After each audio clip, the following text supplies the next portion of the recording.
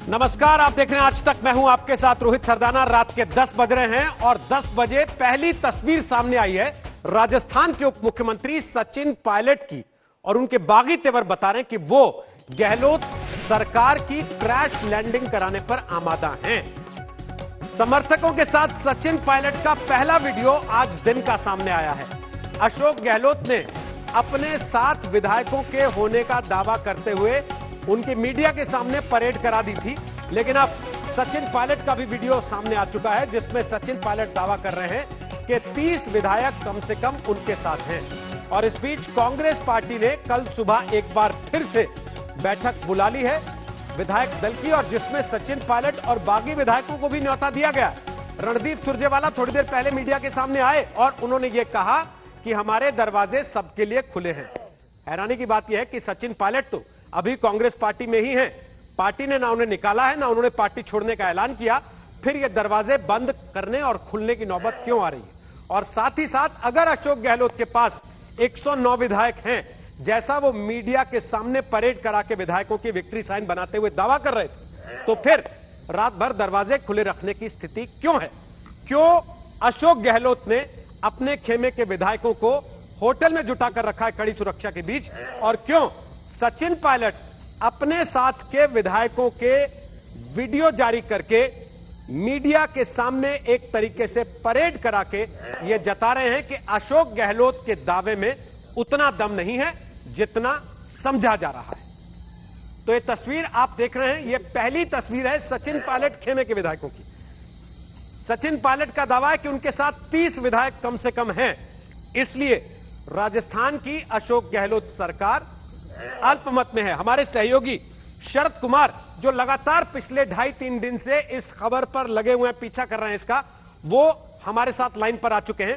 शरद, कल सुबह एक बार फिर विधायक दल की बैठक बुलाने की नौबत क्यों है अगर अशोक गहलोत के पास विधायक पूरे हैं? और सचिन पायलट, अगर रात में 10 बजे ये वीडियो निकल रहा है उनके खेमे का, तो क्या मैसेज है? देखिए, जिस तरह से कहा जा रहा था कि सचिन पायलट ने मोर्चा खोल दिया है, वो कब खोलेंगे, तो वही बात हो रही थी कि जिस अशोक गहलोत ने दावे करने शुरू कर दिए 109 विधायक, तो सचिन पायलट पे जिम्मेदारी थी कि वो बताएं कि उनके पास कितने विधायक हैं। अब जिस तरह से उनको बार बार बुलाया जा रहा है, ये बात तो साफ हो गई थी, कहीं न कहीं मामला अटका हुआ है। अशोक गहलोत का नंबर गेम गड़बड़ा रहा है, और सचिन पायलट ने भी अब जब वीडियो जारी कर दिया तो एक तरह से साफ हो गया है कि वो कल की बैठक में नहीं आ रहे हैं। उनके साथ जो विधायक हैं वो ट्वीट कर रहे हैं कि गुलामी तोड़नी है तो अशोक गहलोत को तोड़ो। तो इस तरह के ट्वीट जब मुकेश भाकर जैसे विधायक वहां बैठकर कर रहे हैं, तो इसका मतलब कि मामला काफी बढ़ गया है। अब वापसी का कोई रास्ता नहीं है, और इसीलिए कांग्रेस के जो विधायक दल की बैठक बुलाई गई 10 बजे, कि उसमें माना जा रहा है कि वहां गए विधायकों पर कोई न कोई उसके बाद कार्रवाई कर दी जाएगी, क्योंकि कोई अब रास्ता कांग्रेस में बातचीत का बचा नहीं है। सचिन पायलट ने बार बार मेरे से बातचीत उसमें कहा कि कोई वार्ता नहीं हो रही है हमारे बीच, ये हमारे आत्मसम्मान की लड़ाई है। तो समझ सकते हैं रोहित की अब कुछ बचा नहीं है कांग्रेस के भीतर। जो जिस तरह से बातें हो रही थी कि प्रियंका गांधी फोन कर रही है, सोनिया गांधी फोन कर रही है, सचिन पायलट ने साफ कर दिया कि मेरी किसी से बातचीत नहीं हो रही है। तो एक तरह से रास्ते अलग हो गए हैं, और अब अशोक गहलोत के लिए सरकार बचाना बड़ा संकट हो गया है। लेकिन ये जो बातें कही जा रही है कि परीक्षण करें अशोक गहलोत सदन के पटल पर, तो वहां से रोहित समस्या ये आ रही है कि ये तो कांग्रेस किसी गए विधायक है या बीजेपी वाले एक दिन में ही कर दें। अब समस्या ये आ रही है कि अशोक गहलोत की सरकार तो गिरा दें, उसके बाद क्या, सरकार किसकी बनेगी? सचिन पायलट को बीजेपी में कौन मुख्यमंत्री बनाना चाहेगा? और जब सचिन पायलट नहीं बनेंगे तो बीजेपी में कौन मुख्यमंत्री बनेगा? क्या सचिन पायलट बनकर बीजेपी का सचिन पायलट के वसुंधरा राजे घर बैठेंगी? तो ये बीजेपी के लिए एक बड़ा सवाल है, जिसको लेकर बीजेपी अपना वर्कआउट कर रही है। जिस तरह से उन लोगों का मनोबल देखा जा रहा है बीजेपी के बड़े नेताओं का, कहीं न कहीं ऐसा हमें लगता है कि अशोक गहलोत नंबर के गेम में गड़बड़ा रहे हैं। अब उनका पूरा का पूरा दामोदार है कि क्या बीजेपी में कोई सेंध लगा पाते हैं? अगर वसुंधरा राजे को ऐसे ही हाशिए पे छोड़ा जाता है तो क्या वसुंधरा राजे उनकी कोई मदद कर पाता है? लेकिन कांग्रेस के अंदर तो उनको बहुत ज्यादा मुझे लग रहा है कि जिस तरह से सचिन पायलट दावा कर रहे हैं, और यहाँ कभी 109 बता रहे हैं, कभी 106 बता रहे हैं, कोई 107 बता रहा है, कोई 102 बता रहा है, इसका मतलब कि 100 के नीचे ही नंबर है। 102 के दावे जो ये कर रहे थे उसमें कुछ गड़बड़ है, तभी इतनी घबराहट है कि बार बार अपील की जा रही है कि यहाँ पर आ जाएं। लेकिन कांग्रेस के जो अशोक गहलोत है वो कह रहे हैं आलाकमान को कि आप घबराइए नहीं, मैं कमलनाथ नहीं हूँ, मैं व्यवस्था कर दूंगा। तो अब ये बड़ी दिलचस्प हो गई ये लड़ाई रोहित। बहुत बहुत शुक्रिया शरद। ना मैं कमलनाथ हूं, मैं व्यवस्था कर दूंगा, अगर अशोक गहलोत ये कह रहे हैं, तो क्या सचिन पायलट ज्योतिरादित्य सिंधिया बनने को तैयार होंगे, जो बिना मुख्यमंत्री पद पाने का वादा लिए अपनी ही पार्टी की सरकार गिराने को तैयार हो जाएं और मोर्चा दूसरी तरफ का थामने को तैयार हो जाएं। वैसे कल सचिन पायलट विधायक दल की बैठक में नहीं जाएंगे, यह बात शरद बता रहे।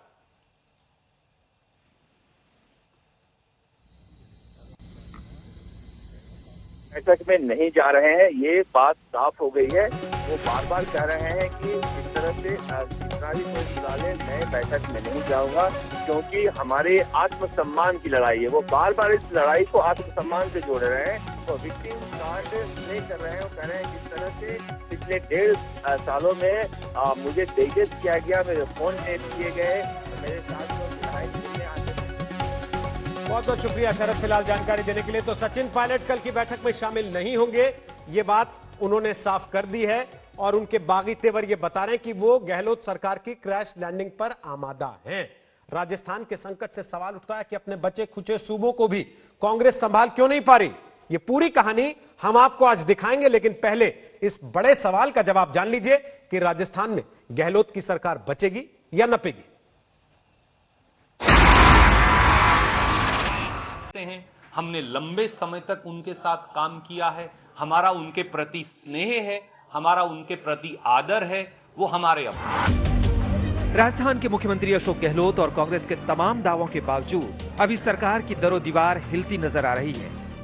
अगर राजस्थान में गहलोत सरकार पर कोई खतरा नहीं होता, तो फिर सभी विधायकों को उनके घर क्यों नहीं जाने दिया गया? अगर पायलट 30 विधायकों का इंतजाम कर लेते हैं, तो जादूगर रहे गहलोत जादुई आंकड़ा कहां से लाएंगे? 30 विधायकों के हटने से सदन 170 का हो जाएगा, यानी बहुमत के लिए आंकड़ा चाहिए 86, जबकि कांग्रेस के पास बचेंगे 77। अगर पायलट की पीठ पर बीजेपी का हाथ है, तो 21-22 विधायक भी सचिन ने तोड़ लिया, तो 2-4 विधायक तोड़ना मुश्किल नहीं होगा। पायलट खेमे में दानिश अबरार और राम नारायण मीणा समेत जो 6 विधायक गहलोत की बैठक में गए, उनकी पायलट के प्रति निष्ठा पर गहलोत को संदेह हमेशा रहा है। इन सबके ऊपर गहलोत के करीबियों पर जिस तरह से सुबह से इनकम टैक्स चोरी के छापे पड़ने लगे, वो दिखाता है कि नई दिल्ली ने गहलोत को अपने टारगेट पर ले लिया है। इस तरह से ये बसें एक एक करके यहाँ पर जा रही हैं। इन बसों से के जरिए विधायकों को यहाँ पर लाया गया है। कुल मिलाकर यहाँ पर बाड़ेबंदी शुरू हो गई है, और सारे के सारे जो कहा जा रहा है कि कांग्रेस का दावा है 109 और हमारे अनुसार 102 विधायक है, वो सभी मुख्यमंत्री अशोक गहलोत समेत इस फेयरमाउंट होटल में पहुंच गए हैं। बीजेपी में अचानक सचिन पायलट के संघर्षों को लेकर सहानुभूति का भाव उमड़ पड़ा है, यानी वो हर हाल में सचिन की बगावत की लौ को तेज रखना चाहती है। जो जनाधार वाले नेता हैं, जो राहुल गांधी जी के लिए भविष्य में खतरा बन सकते हैं, उन सब के परकतरे कैसे जाएं, उनको प्रताड़ित कैसे किया जाए, उनको अपमानित कैसे किया जाए, ये कांग्रेस के केंद्रीय नेतृत्व के इशारे पर होता है। गहलोत सरकार पर खतरा अगर पूरी तरह टल गया होता, तो बागियों को कड़ा पैगाम देने के लिए ये प्रस्ताव नहीं होता, भले ही उसमें किसी नेता का नाम नहीं लिया गया। कांग्रेस विधायक दल की ये बैठक कांग्रेस पार्टी और कांग्रेस सरकार को कमजोर करने वाले सभी अलोकतांत्रिक कुकृत्यों की कठोर शब्दों में निंदा करती है, और ये मांग करती है कि कांग्रेस का कोई पदाधिकारी या विधायक दल का कोई सदस्य प्रत्यक्ष या परोक्ष रूप से कांग्रेस सरकार या पार्टी के खिलाफ गतिविधि करता है या ऐसे षड्यंत्र में संलिप्त है, तो उनके खिलाफ कठोर अनुशासनात्मक कार्रवाई की जाए। सचिन पायलट के पास 30 विधायक हैं? नहीं, कितने विधायक हैं वहाँ? ये तो वो बताएं कितने हैं, लेकिन उनके पास विधायक बहुत कम है। कितनी संख्या में? हमारी मेजोरिटी पूरी है। हम लोग पूरी कांग्रेस पार्टी को जितनी जरूरत है सरकार के लिए सब विधायक मौजूद है और सारे साथी आ भी रहे हैं, आप देख रहे हैं। 100 के आसपास हो गए, बाकी और विधायक आ रहे हैं। तो क्या लग रहा है, सरकार बच जाएगी? 100%। लेकिन अगर गहलोत मुतमईन दिखते हैं तो उनके ताज को खरोंच तक नहीं आएगी, तो इसके पीछे भी कुछ कारण है। गहलोत का दावा है कि कांग्रेस के 88 विधायक तो उनके पास हैं ही। उनके अलावा दूसरे दलों के विधायकों के साथ समर्थकों की संख्या 102 तक पहुंच जाती है, यानी किसी हाल में सरकार को कोई खतरा नहीं। गहलोत बीजेपी की लड़ाई से भी ताकत पा रहे हैं, क्योंकि सरकार गिरने की स्थिति में नए मुख्यमंत्री के लिए वसुंधरा राजे की भूमिका अहम हो जाएगी। अगर उनको मुख्यमंत्री नहीं बनाया जाएगा तो पायलट या किसी और को नहीं बनने देंगी। गहलोत ने 3 निर्दलीय विधायकों पर खरीद फरोख्त को लेकर देशद्रोह तक की धारा के तहत मामला दर्ज कराया है। अगर उन सदस्यों की सदस्यता खत्म हो जाती है तो सदन की संख्या 197 रह जाएगी। वैसे आज की बैठक में कुल 104 विधायकों के होने का दावा गहलोत करते रहे, जबकि ये भी कहना है कि 5 लोगों ने ना आने का कारण लिख के भेजा।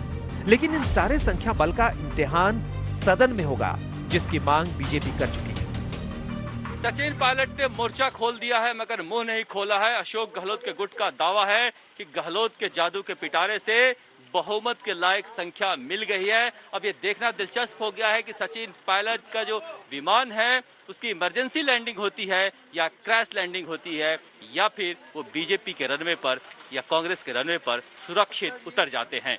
कैमरामैन के शर्मा के साथ शरद कुमार, जयपुर, आज तक। राजस्थान के मुख्यमंत्री अशोक गहलोत जादूगर हैं। 3 बार मुख्यमंत्री बने, कई बार केंद्र में मंत्री बने, तो इसको भी अपना जादू मानते। लेकिन इनके सियासी जादू का खेल बिगाड़ रहे हैं सचिन पायलट। सचिन मुख्यमंत्री बनना चाहते हैं और इसके लिए इस साल जनवरी से ही उनका सियासी दांव तेज हो गया था। लेकिन अब वो किस पल्ले बैठेगा, यह साफ नहीं हो पा रहा।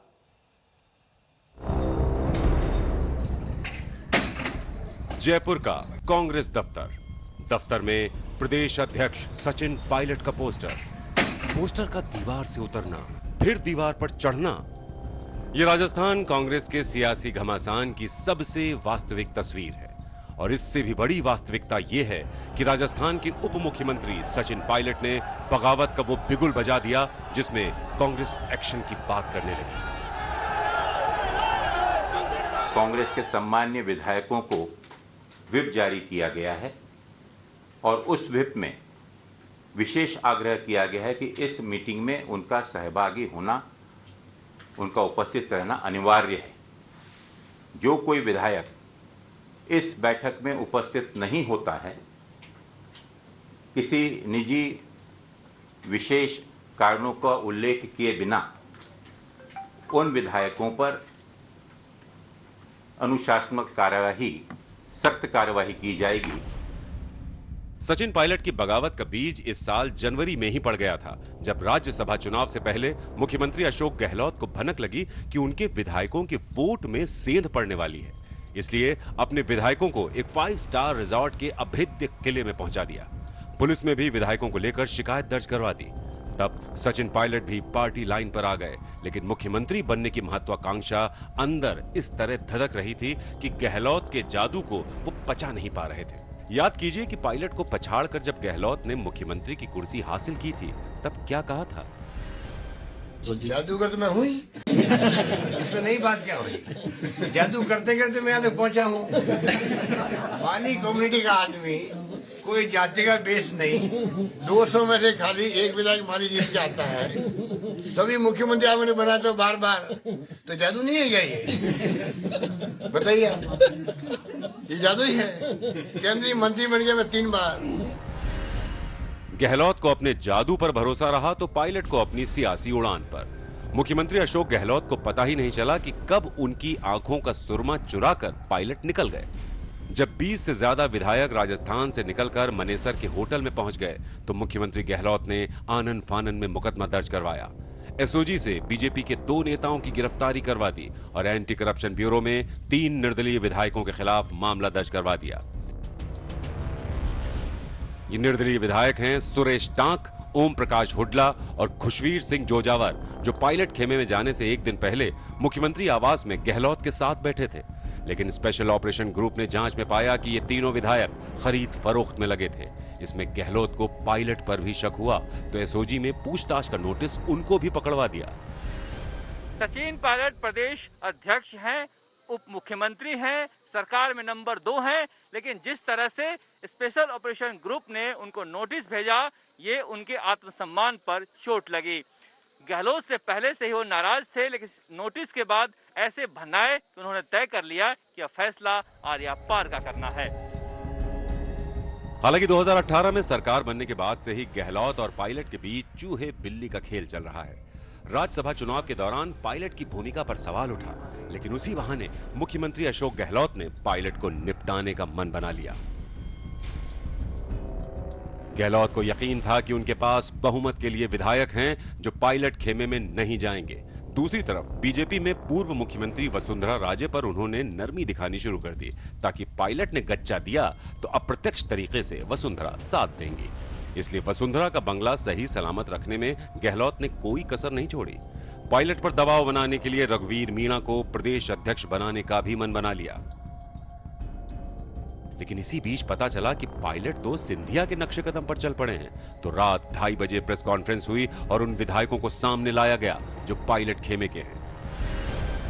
मेरा अभी जो दिल्ली दौरा था वो मेरा निजी दौरा था, मेरा वहाँ पे निवास है, कार्यालय है, बिल्कुल बातचीत नहीं। मेरी अभी इस दौरे में कोई किसी तरह की कोई बातचीत नहीं है। जयपुर में गहलोत ने महफिल लूट ली।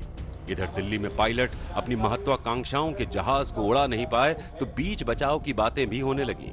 राहुल और प्रियंका ने मोर्चा संभाला। अटकलें ऐसी हैं कि पायलट अपने समर्थक 4 विधायकों के लिए मंत्री पद चाहते हैं, साथ ही गृह और वित्त विभाग अपने खेमे के लिए चाहते हैं। उप मुख्यमंत्री के साथ प्रदेश अध्यक्ष भी अपने खेमे के लिए चाहते हैं। पार्टी में कुछ नेताओं की ऐसी सोच बनी है कि अगर सचिन को जाना है तो जाने दो, ये गलत है। आज पार्टी जिस अवस्था में है उस स्थिति में निश्चित तौर पर जितने भी नेता हैं, जितनी भी लीडरशिप है, उन सबको संभालना चाहिए। और अगर उन सबको नहीं संभालेंगे और सबको यूं ही जाने देंगे तो एक एक करके सब चले जाएंगे तो बचेगा कौन? कांग्रेस से पायलट को कोई भरोसा अब तक नहीं मिला है। ऐसे में अभी राजस्थान की सियासत का तेल और उसकी धार को देखते रहिए। शरद कुमार, जयपुर आज तक। कांग्रेस का जनाधार दिन ब दिन सिकुड़ता जा रहा है और उस पर से आलाकमान की लापरवाही पार्टी की कमजोर दीवार को गिराती जा रही है। राजस्थान में आया संकट मध्य प्रदेश में कमलनाथ सरकार के गिरने का ही विस्तार है। तब भी कांग्रेस का केंद्रीय नेतृत्व हालात को संभालने में नाकाम रहा था। अब तमाम सीनियर नेता इस पर खुलकर चिंता जताने लगे हैं।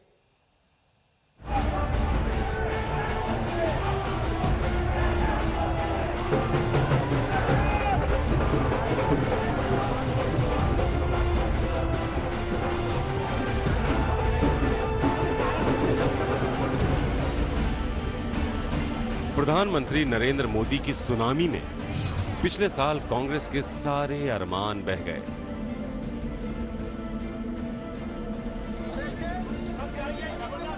कहां तो 6 महीने पहले मध्य प्रदेश, छत्तीसगढ़ और राजस्थान में विधानसभा चुनाव की जीत से कांग्रेस लोकसभा का शक्ति संतुलन बदलने का इरादा बना रही थी,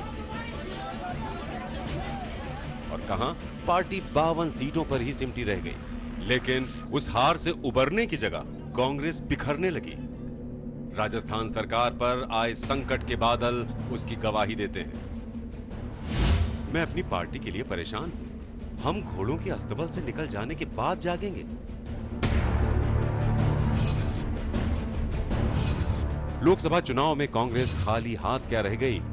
पार्टी अध्यक्ष राहुल गांधी ने कांग्रेस का ताज अपने सिर से उतार दिया। ये शर्त भी रख दी कि किसी को बना दो, लेकिन खबरदार कि नेहरू गांधी परिवार से किसी को चुना। लेकिन कांग्रेस लंबे अरसे तक अध्यक्ष नहीं चुन पाई तो सोनिया को ही कमान संभालनी पड़ी। लेकिन कांग्रेस में ही 2 खेमे बन गए। सोनिया के खेमे में अहमद पटेल, गुलाम नबी आजाद, अशोक गहलोत, भूपेंद्र सिंह हुड्डा, आनंद शर्मा और कपिल सिब्बल जैसे सीनियर नेता खड़े हो गए। तो राहुल खेमे में रणदीप सिंह सुरजेवाला, भूपेश बघेल, नवजोत सिंह सिद्धू, केसी वेणुगोपाल, राजीव साटव, अजय माकन, जयराम रमेश जैसे नेता आ गए। वहीं नेहरू गांधी परिवार के प्रति आस्था रखने वाले नेताओं की बात करें तो इनमें लोकसभा में कांग्रेस के नेता अधीर रंजन चौधरी, मल्लिकार्जुन खड़गे, सुष्मिता देव और कुमारी सैलजा जैसे नेता आते हैं। राजनीति में हर व्यक्ति अपने लिए एक स्पेस ढूंढता है और स्पेस के लिए वो संघर्ष करता रहता है, उसी में टकराव होता है। लेकिन ऐसे टकरावों को दूर करना, ऐसे समस्याओं का समाधान ढूंढना और विवादों का हल ढूंढना, ये नेतृत्व का काम है।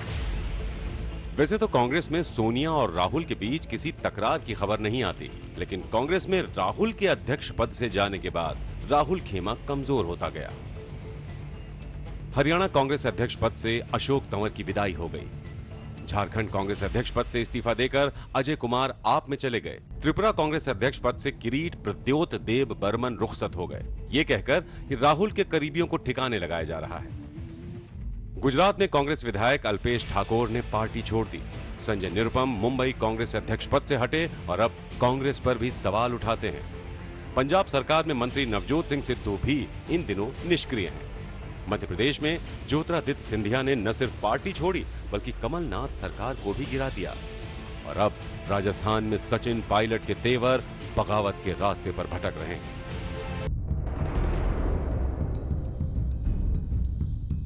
लेकिन कांग्रेस छोड़कर जाने वाले तमाम नेताओं की यही शिकायत रही है कि आला कमान कभी उनकी बातों पर ध्यान नहीं देता।